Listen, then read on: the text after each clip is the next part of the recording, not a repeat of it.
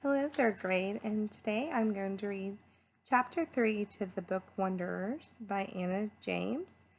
The Chapter 3 is titled Other People's Memories. Tilly dragged the box into the kitchen and peeled off the tape, which had turned crunchy with age. The noise of the bookshop melted away, and her hand drifted to the tiny gold bean necklace around her neck. A gift from her mother when Tilly was born, which matched the one Bee had worn herself. Tilly's idea of her mom was stitched together from a patchwork of old photos and other people's memories. No one knew where Beatrice Pages had gone, and this lack of facts meant that the hole her mother had left had torn, ragged edges that were slow to knit back together. Tilly had almost given up asking, but when she did, conversations about Bee's disappearance always went the same way.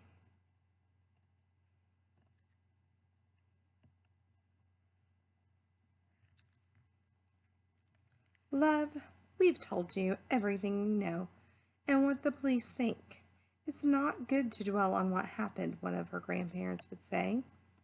But the police think she was unhappy and just left to start again somewhere. I don't understand why she would have done that just after I was born if she... Tilly found it hard to voice the end of that thought. The reassurance always came. Tilly, she loved you very, very much. We know that without a doubt at all. I just don't understand why she would leave me if she loved me so much. Tilly couldn't help but come back to the same question she always asked, feeling the prick of tears as she spoke. We don't understand either, Tilly, my love. We wish we did, Grandma would say. Granddad, as always, would quietly wipe his tears away with his tartan handkerchief. Tilly pulled her mind back to the box in front of her. Inside were piles of old books, the paper yellowing and the covers tattered and ripped. Tilly stared at them, not sure where to start, but as she went to pull out the top book, she heard Jack calling from the shop. Tilly, Vanilla, I'm smearing honey on your book as I speak. The bubble popped and Tilly sighed and brushed the box to the side of the kitchen. She wanted to save it until she had uninterrupted time to look through it properly, the way she made sure she had time to save her a new book. She went back through to Jack in the bookshop. I couldn't find any vanilla. You should ask Mary, Tilly said. Well, go on then, Jack gestured impatiently. Go and ask her. Tilly opened her mouth to make an excuse, wanting to return to the box of books. But the words weren't there, so she turned, grabbed an umbrella from by the door, but skidded on something squishy under her foot. She looked down to see a half-eaten sandwich on the wooden floor. She tutted to herself as she picked it up. Honestly, who eats marmalade sandwiches? She said to herself as she threw it in the bin outside the shop and crossed the road to Crumbs, the cafe run by Mary Rowe. Mary and Jack had a long-standing, mostly affectionate rivalry that was almost entirely one-sided. Mary was always lending Jack things he was missing and offering him baking tips. The bell above the door jangled as Tilly went in. She didn't spot Mary straight away, but she saw Oscar, Mary's son, sitting at a table toward the back. He was writing or doodling in a notebook. A slice of toast abandoned to one side, Tilly couldn't help but notice his brown skin had inky fingerprints on it. A moment later, Mary's face appeared behind the counter. She was carrying a plate of cupcakes, iced in pastel shades, which she handed to a couple with happily gurgling baby.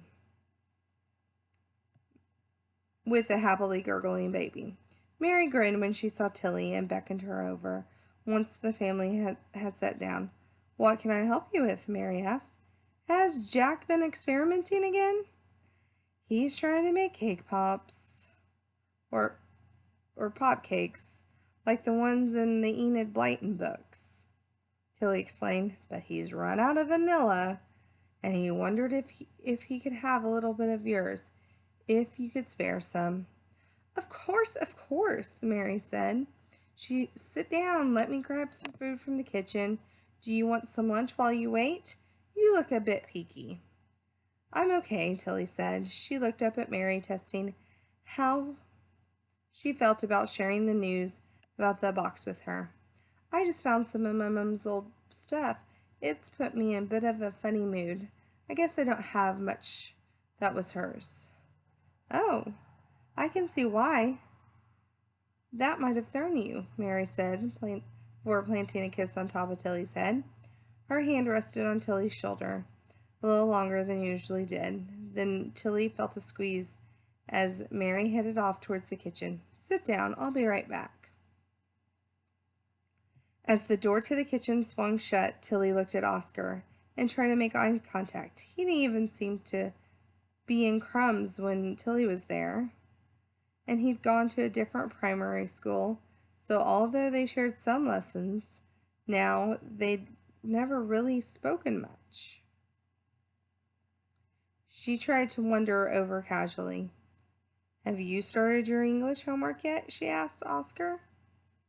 No, Oscar said in surprise. It's literally the first day of the holidays.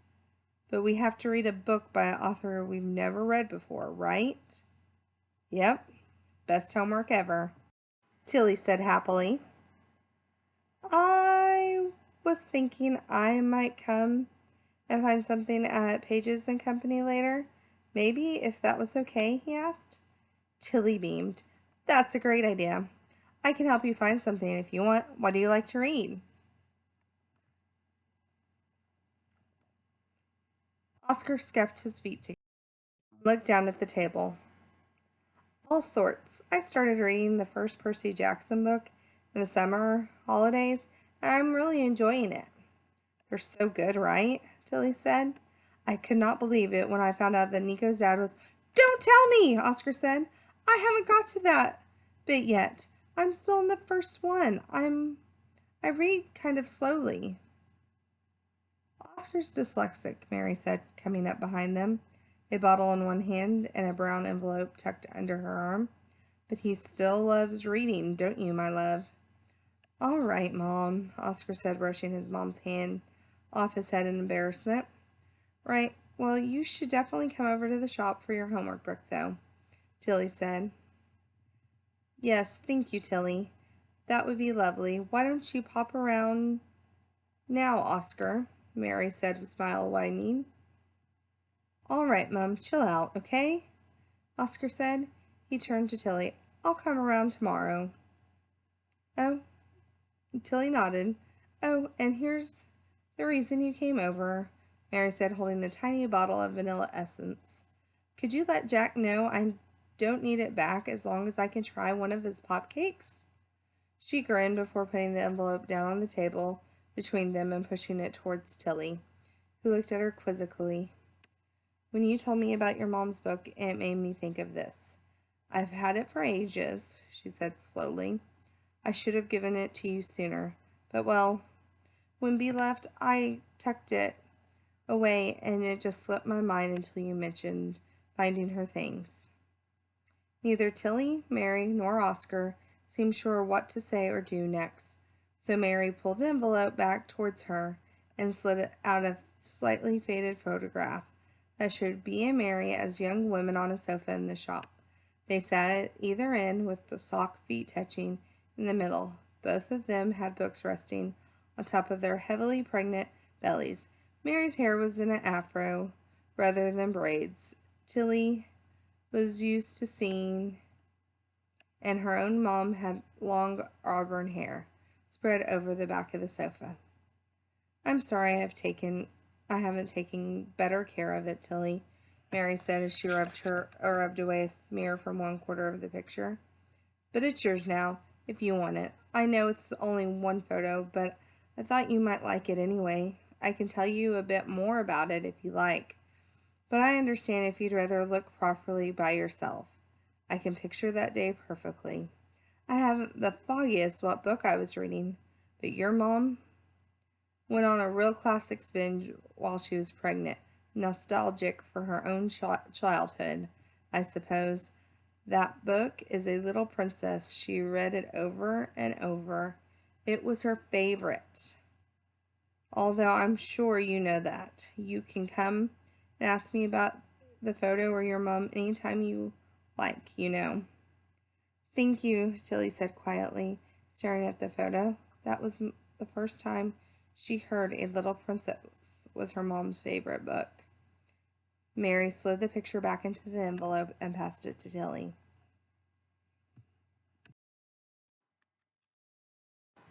Go on back to Jack, and make sure to bring me over a cake pop later.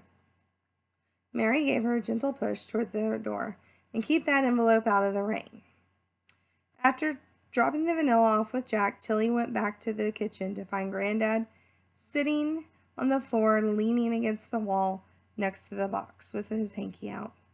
Tilly slid down the wall next to him and squeezed under his arm, breathing in his familiar smell of cashmere, jumpers, and old paper. I'd forgotten these were here, he said, hugging Tilly close to him. There were some of your mom's books when she was your age. She'd been rereading a lot of them while she was pregnant with you. These were her favorites? Tilly prompted, eager for more detail. Yes, well, her favorites when she was growing up. These were ones that meant a lot to her when she was around your age. The books we love when we were growing up shape us in a special way, Tilly. The characters in the books we read help us decide who we want to be. Granddad paused until he noticed he had a book in his hand, turning it round and round as he spoke. Ah, this one, he said. I wasn't sure whether to show you. Well, just let me know what you think of it. He gave a last glance at the book as he passed it to Tilly. It was A Little Princess, a copy with a yellow cover. Tilly took Mary's photo out of the envelope and showed it to Granddad. Where did you get this from? He asked. Mary just gave it to me, she said. Look, she's reading this exact book. You see, it was her favorite, Granddad said.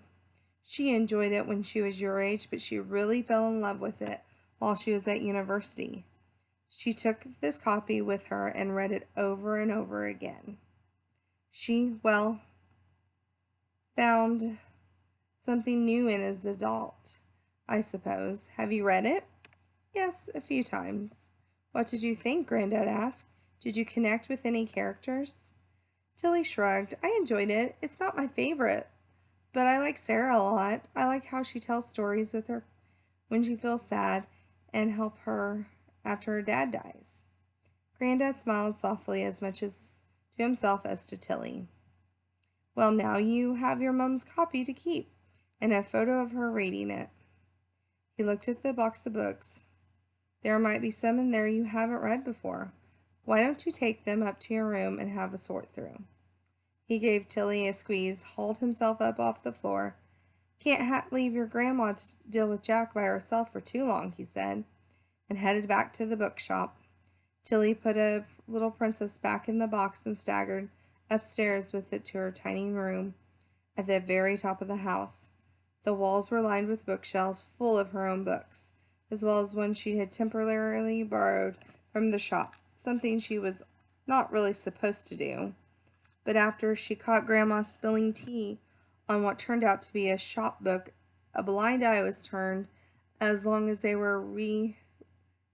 reappeared in pristine condition. Tilly put the box down in the middle of the floor and placed Mary's envelope on the top. She sat down on her bed, curled her knees up and underneath her, and stared at them, her feelings tangled around each other, twisting and knotting her up. Finally, she pulled the photo out again and laid it on her bed, before slipping a narrow album off her shelves. In the pages were collections of photos her grandparents had let her collate that all featured her mum as a child, the grandma and granddad in the shop, even some in New York where she had gone to university. The photos looked back at Tilly, a puddle of memories that weren't hers. Tilly felt like she was being wrapped in a heavy blanket that was comforting and suffocating all at the same time. Her mom's face looked up at her from too many photos all at once. When Tilly tried to picture her mind, she felt like she was trying to imagine what a character in a book looks like. You think they're standing right next to you, but as soon as you whirl around to look straight at them, everything blurs and dissolves. The harder you try to see them, the more flighty and unfocused they get until they barely resemble a real person at all. She tried to calm her breathing down and tucked Mary's photo in the album before putting it on her bedside table. Then she took a deep breath and settled down to look at the box of books instead, which felt more manageable. Books are my thing, she muttered to herself. I can do books. She tried to blow the dust off the top of the box, but it worked rather less than it did in films. So she wiped it with her sleeve. There wasn't any other writing on the box apart from her mom's name in blocky capitals. Tilly peeled back the rest of the barely sticky tape and pulled out the copy of A Little Princess. Underneath that was a dated-looking version of Anne of Green Gables, which she picked up. But she found herself just gazing at the cover, unable to open it. The top front corner was ripped off, and she could see Beatrice pages written on the first page in a child's handwriting. Tilly traced the lines of her mother's handwriting with a fingertip, trying to picture her mom at her age carefully inking a bit of herself onto the paper. Tilly felt as though there was a delicate thread stretched between her and her mother that she had only realized was there when this book had tugged on it. Granddad had always told her to write her name in her books so it shouldn't have come to a surprise that her mom did the same when she was little. It's about creating a record of who reads and loves each book, he would say. Granddad was always hunting in charity shops for copies that had someone's name in it or messages from people who'd given books as presents. I love thinking about people reading the books I love or why someone gave that book as a present. Those names and messages are like tiny moments of time travel linking readers from different eras and families and even countries. Tilly wondered why her mother had cared for these books, for they were clearly very well loved. Tilly wanted to know if her mother had loved these characters for the same reason she did. Had Anne Shirley made her mom laugh in the same places? She closed her eyes and imagined a parallel life where she could go downstairs and find her at the kitchen table, chopping salad leaves with Granddad or rubbing flour and butter together to make crumble topping with Grandma. Their house was always full of conversation and laughter and music, but Tilly could hear the silence where her mother should be, like an orchestra without a cello section. She was pulled from her imagination by a gentle knock on the door. Grandma popped her head around. Hi, sweetheart. How are you getting on? Granddad said you found a box of your mom's books. Tilly nodded as Grandma stepped into the room and picked up the copy of Little Princess. She held it to her chest like it contained a small part of her daughter in its pages. I'm going to start thinking about dinner soon, she said, still hugging the book tightly. Do you want to come down and help close the shop up beforehand? It's a bit chilly up here. Tilly nodded and followed Grandma downstairs, and even though she knew the kitchen would be empty, she couldn't help but picture opening the door to her mother.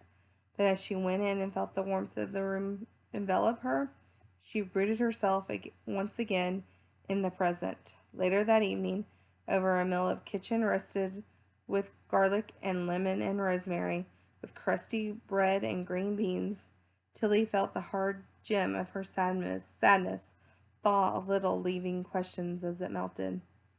Do you know what those sort of books my dad liked? She asked, and Granddad seemed to choke a little on a mouthful of bread.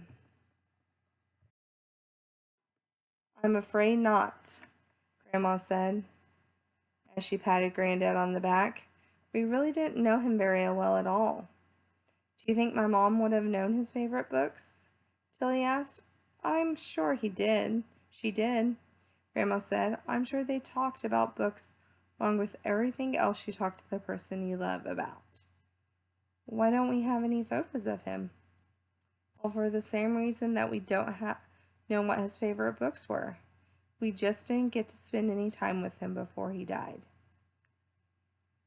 Do you think Mom left because my dad died? Oh, my love, Grandma said. I don't know, is the honest answer. I'm not going to pretend to you that it didn't break her heart not being able to be with your father for longer, or that she didn't spend a lot of time thinking about how things might have worked out differently. But then she had you, and she had a little bit of him back again, and that's the part of the reason you were so precious to her. I wonder which bits of me are from him, Tilly said. Granddad smiled. Well, you didn't get your hair or your height from us. Although, I have a sneaking suspicion that you might have inherited your literary taste from our side of the family. But Tilly, Grandma said, you may have a bit of him and a bit of her and a bit of us all mixed in there, but the best bits of you are all your own, and that's that much I know. Now whose turn it is to do the washing up? When Tilly had been small, she had read with Granddad every night before she went to bed. Every evening after dinner, Tilly and Granddad would curl up in the big squishy sofa in the front of the fireplace, and Granddad would read loud a chapter or two, whichever book they were engrossed in. Together they had gone sailing with swallows and amazons, met witches of Miss Cackle's academy, and visited worlds balanced on the back of elephants. As Tilly got older, the tradition had gradually faded. First they started reading their own books next to each other, exploring vast and separate worlds while sitting side by side, and then Tilly had started taking her books up to bed to read, and before she knew it, and without anyone making particular decision about it, they didn't read together anymore. Later that evening, with her mom's copy of Anne of Green Gables still closed, Tilly crawled out of bed, crept downstairs. Her grandma was reading with a cup of tea at the kitchen table, and looked up when Tilly came in. Seeing the book in Tilly's hand, she just smiled and went back to her own. Tilly pushed the door to the shop open and saw Granddad on the sofa, lit up by the flickering light of the fire. She crawled up beside him and put her mom's copy of the book on his knees. Without saying anything, he put his arm around her. When Grandma came through with 3 mugs of hot chocolate, he put his own book down and began to read. The end of chapter 3. This one was a little bit longer. The next chapter is Somewhere Adventures Live. Sorry. I hope you are enjoying the book so far. I can't wait to finish reading more. Until I see you again, I miss you all. Bye.